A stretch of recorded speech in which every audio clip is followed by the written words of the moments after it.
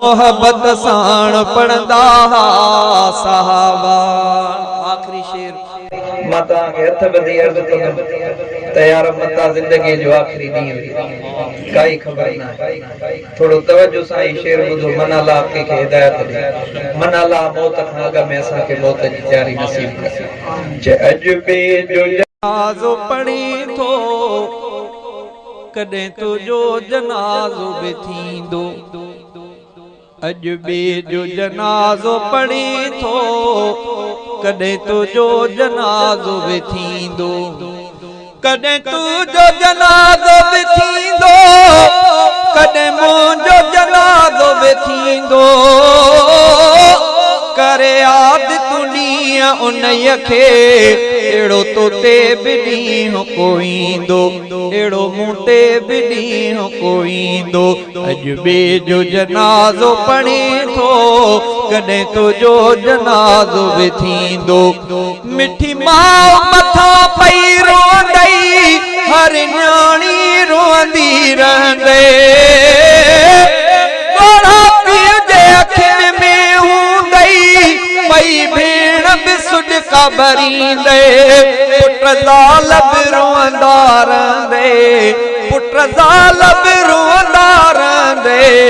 मोटाए न भाव को सघंदो। अजबे जो जनाज़ो पढ़ी थो कॾहिं तुंहिंजो जनाज़ो बि थींदो। अजबे खे कुलो अॾिनो तो कुलड़नि ते क़रीब खयो तो। कॾहिं मैयत तुंहिंजो मिठड़ा कंहिं ॿिए जे कुल्हनि ते हूंदो। अजबनि खे थो दफ़नाई कोई तोखे बि दफ़नाईंदो।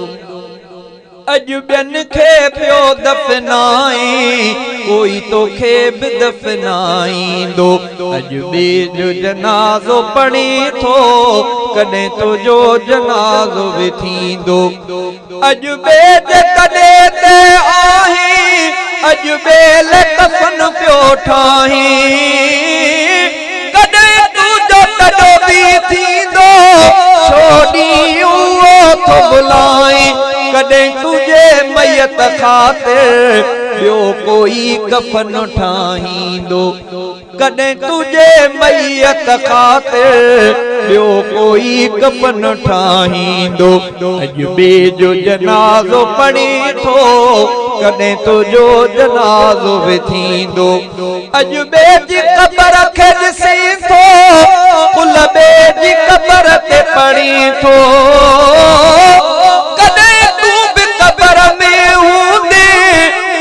सोच तूं छो न करी थो जॾहिं मौत हली दर ईंदी। जॾहिं मौत हली दर ईंदी तोखे मोहलत पल बि न ॾींदो।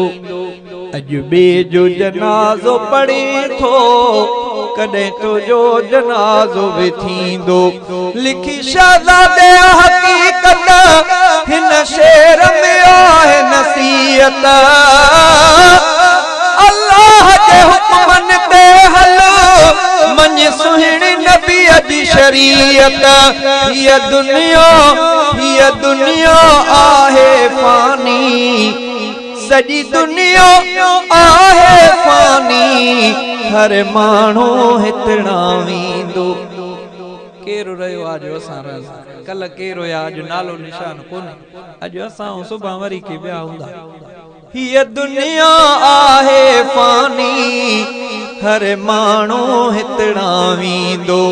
सॼी दुनिया आहे फानी हर माण्हू हितणा वेंदो।